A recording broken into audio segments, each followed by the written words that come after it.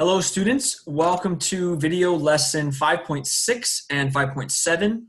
We're going to be dealing with two different sections again in this video.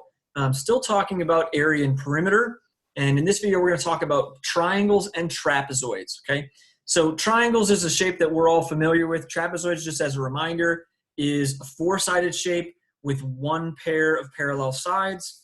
So like the top and bottom could be parallel, but these other two sides are not parallel. Then we have a trapezoid. So we're going to talk again about perimeter and area of both of these. Area, of course, has formulas, and these formulas are somewhat related to each other, or they look sort of similar, which is why we're putting them in the same video.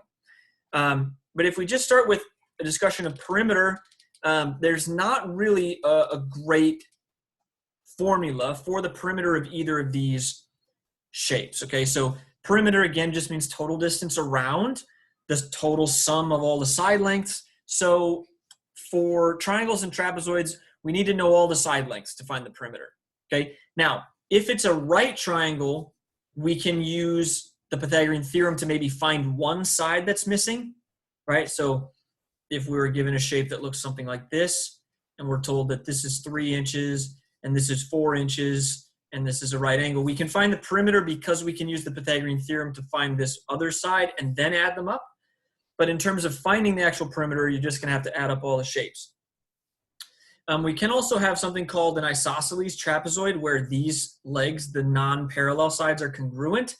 But we're not going to see any of those. But if you ever do see these congruent marks, remember if we're told this one is 7 feet, then this other one over here is also 7 feet. And again, we can add up the sides all the way around. So perimeters, we just add up all the sides. We just have regular units, not squared or anything like that. So finding perimeter of triangles and trapezoids, we should be able to just add the side lengths together. Now, when it comes to area, the space that's inside the figures, for triangles, we need to know the base and the height, just like parallelograms. Okay, so when we talk about a triangle, here's the formula, by the way. The height, if you remember, needs to go straight down to the base. So if this side down here is considered the base, the height needs to go from the very top point straight down and hit the base at 90 degrees. Okay, that would be considered the height.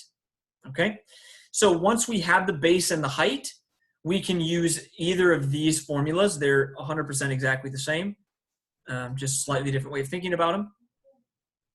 But we can use either of those formulas to find the area of the triangle.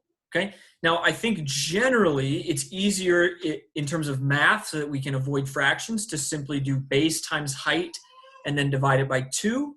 But you can also think of it as 1/2 being multiplied by the base, then times the height. Okay. So, for example, if we had a triangle like this, and the base was 3, and the height straight down, we're told, is 4, then the area of this triangle here would be 4 times 3, which is 12, divided by 2 would be 6. Okay, so area of a triangle, base times height, divided by 2, or 1/2 times the base times the height. Now, when we deal with trapezoids, the formula looks somewhat similar. Okay, the main difference is in a trapezoid, we actually have 2 different bases. Okay, there's 2 different base lengths because both of the parallel sides of a trapezoid are considered bases. So we have base 1 and we have base 2. Okay, we have base 1, we have base 2. In order to find the area, we need to add those bases together. Okay, we add those bases together first, base 1 plus base 2. That's why you see that in parentheses here, base 1 plus base 2 together. Once those are added together, we multiply by the height. Now again, the height is not this slanted side. So this is not the height. Right, that guy right there, not the height. The height has to go straight down between the 2 bases and actually hits both of them at 90 degrees. Okay, it's both of them at 90 degrees. That's the height of the shape. So we add the bases together. we multiply by the height, and then we again divide it by 2, or we multiply it by a half. Okay, so it's either 1/2 times the two bases added together times the height, or add the two bases together, multiply by the height, divide by 2. Okay.